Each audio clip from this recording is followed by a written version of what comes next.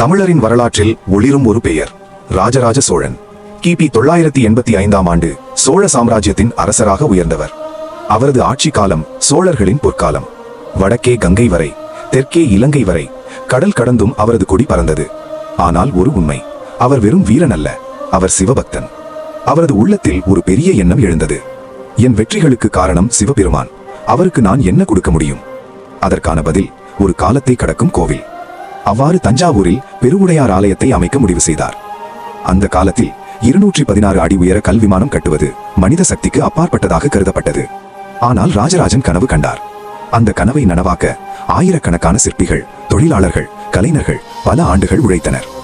ஒரே கல்லால் செய்யப்பட்ட நந்தி, எடுக்கும் இடமில்லாமல் உயர்ந்து நிற்கும் கும்பம், சூரியன் சாய்ந்தாலும் நிழல் தரையில் விழாத விமானம், இவையெல்லாம் ஒரு அரசனின் பக்தி மற்றும் அறிவின் சாட்சிகள்.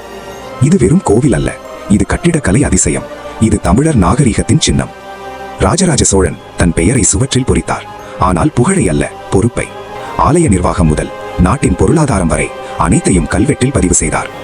அவரது எண்ணம் தெளிவு, நான் மறைந்தாலும் என் செயல் நிலைக்க வேண்டும்.